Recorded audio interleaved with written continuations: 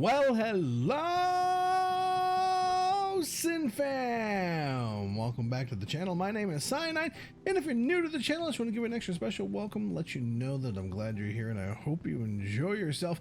But before we begin, you need to scroll down, smash the crap out of that like button, subscribe to this channel, and click the notification bell so you don't miss any videos from me. Otherwise, you're gonna probably have Todd over here showing up at your door to make sure you do it for yourself. And I don't think you want him showing up. He has a tendency to get a little aggressive. Anyway, in today's video, we're actually gonna go about teaching a little bit more about Triple Triad. It's a card game in Final Fantasy XIV. I think it's kind of fun. A lot of people think it's fun. I always enjoy it. You collect cards and you play them against each other. So, first, the basics. Well, the main basics is that you're going to have, one player is going to have blue cards, one player is going to have red cards. Usually it'll be against NPCs that you'll find floating around inside the game in various areas, but we are going to go to Golden Saucer in order to be a little more clear for you. But during this transition, I'm going to let you know, you're going to get most of your cards from like raids, dungeon bosses. Usually the last boss of dungeons will have them if the boss has or drops cards. And these cards range from 1 star to 5 stars. Now, the more cards you have, the higher the more high quality cards you may have in your deck. The maximum being exactly what I have. Let me show you. The maximum being you may have 4 3 stars, 1 4-star, and 1 5-star in your deck at a time. Those decks can be quite powerful. You want to make sure you get the best ones you can, get the rarest cards you can. And you want to create a strategy. So one player has blue cards, one player will have red cards in the match. And the objective is to capture the other player's card. And the basic rules state that if you have a card that is higher than theirs, or like if the card, it's kind of like domino, right? And I'll play a game to show you exactly what I mean. You have a time, you have a time limit per turn. And I'm blue. And so I get to pick my card and place it down.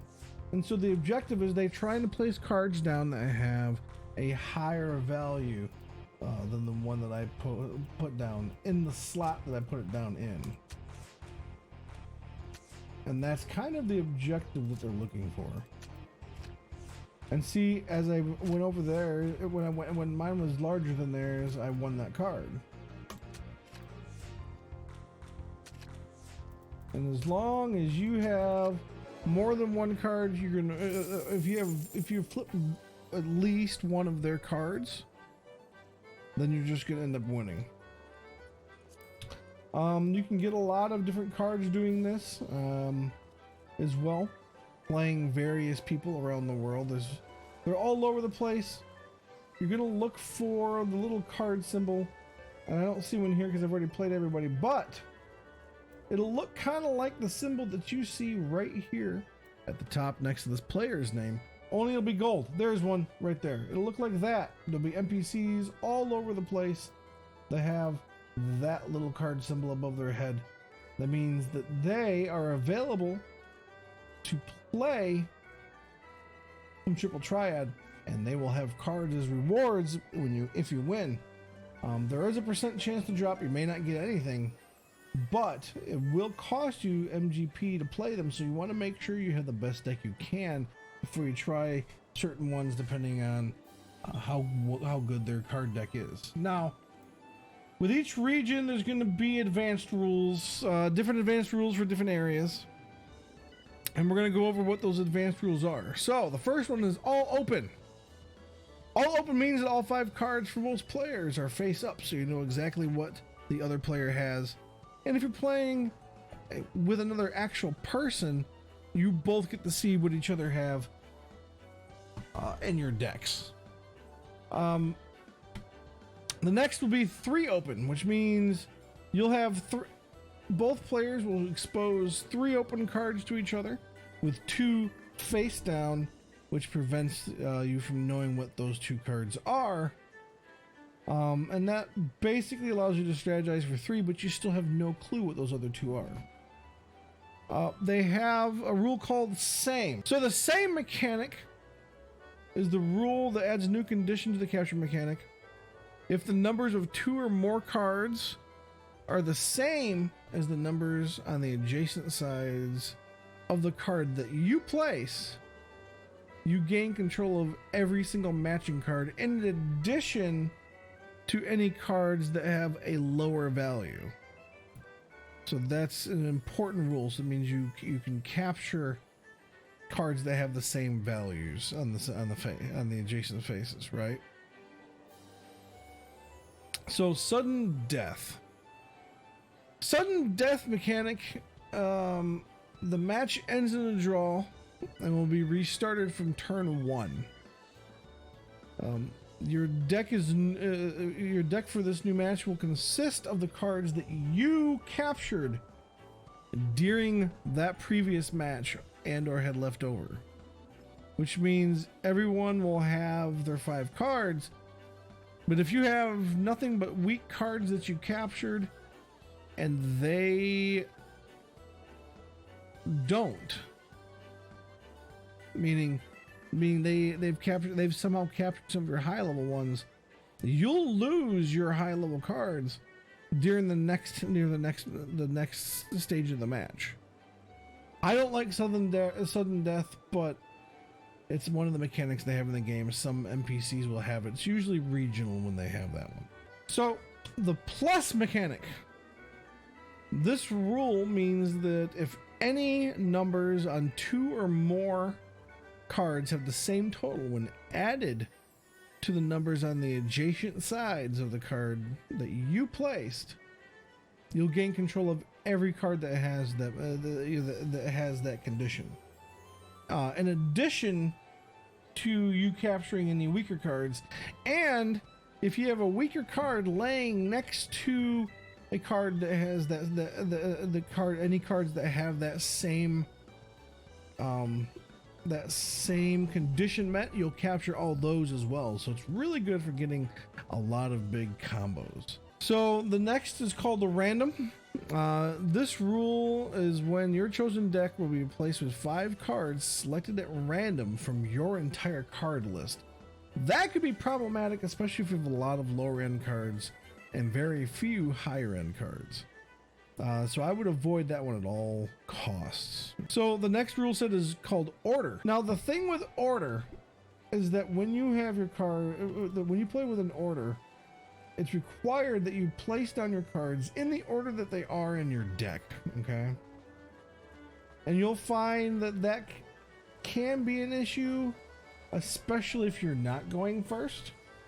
Because it depends on the sides of your card and if you're overmatched to the person you're playing against, that kind of stuff, right?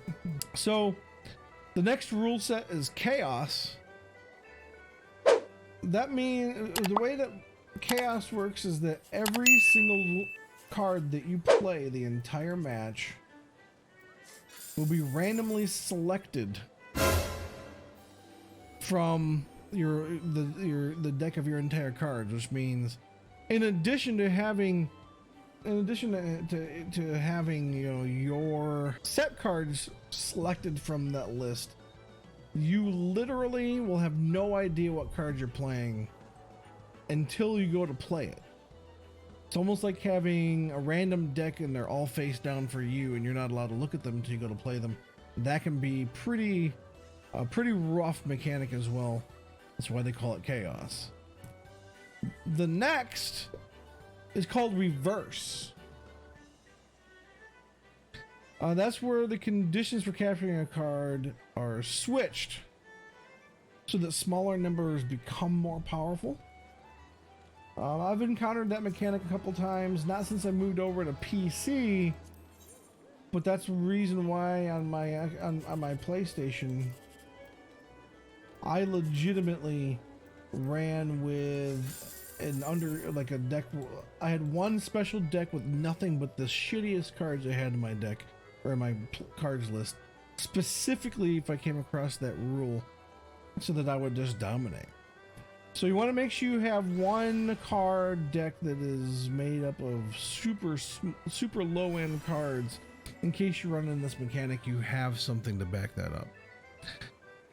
The next rule is called Fallen Ace. Now, normally the A is all powerful. It cannot be flipped. Nothing can flip an ace, right? But if you have Fallen Ace, that means that an ace is capturable by a 1. So it goes full circle. So nothing can capture an ace except for a 1 on the face of a card. But it also means that a 1 is still vulnerable to capture by an A. So those two are the ones that can they're not exclusive, but an ace can only be captured by an A or by a 1. And a 1 can be captured pretty much by anything at that point, except for another 1. All right. The next is called Ascension. Now, Ascension is where it all depends on the symbols that you have on the upper right hand corner of your cards. And I'll give you an example of that right now. So if you look at your cards in your cards list, we'll just pick one, and you'll see that little symbol in the upper right hand corner. What that means is that for every card you control or that are on the board with that symbol, every single number that is on this card will go up by 1.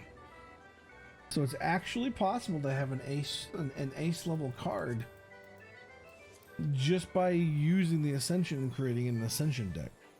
That can be quite a powerful mechanic to take advantage of. If you have the right set of cards, you can make a ridiculously powerful deck just by meant specifically for Ascension, by using that to your advantage and making sure that every card that you have in your deck has Ascension, it has the same symbols. So Descension, it's basically the exact reverse of the Ascension mechanic, meaning for every card that you control that contains the same symbol, that the numbers on those cards will actually go down by 1.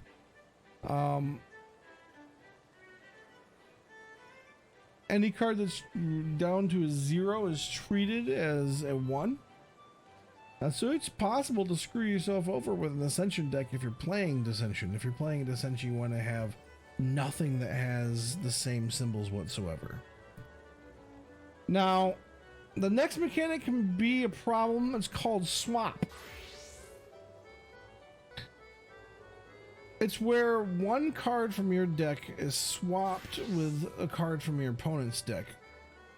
And I've had a couple of times where I've played, and my best card in my hand was swapped with the worst card in the opponent's hand, because it does it randomly, and it almost screwed me over. If I did not have a halfway decent deck, I'd be screwed.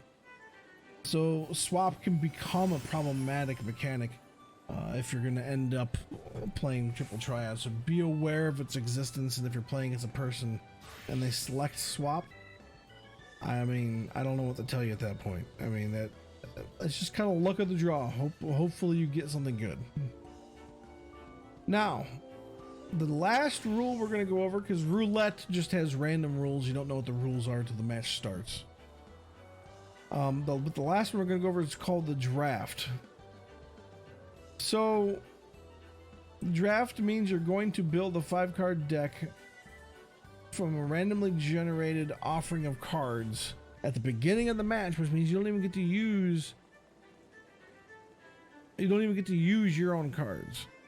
This could be a good thing. It makes it a little more even because the cards you get access to are completely random.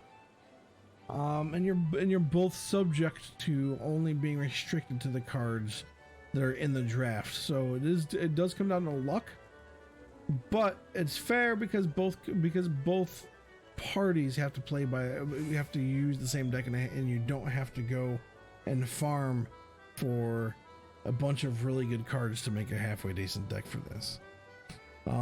So I would recommend playing Triple Triad. I enjoy it. It's one of the things that can go well, one of the things you can do at any levels in this game. To unlock it, you're going to go to the Golden Saucer, X 4.5 by 7.4. That would be in the little card room over here, and it's gonna be the Triple Triad master sitting here in the middle, right? And they're going to allow you to start playing the cards. If you want to do the tournament, you have to go over to the tournament official and unlock them, and unlock the tournaments that way. I have not done so yet. I heard that tournaments can be lucrative, but you want to make sure you have a decent deck before you go in, because you'll be facing other players, not NPCs, during those tournaments.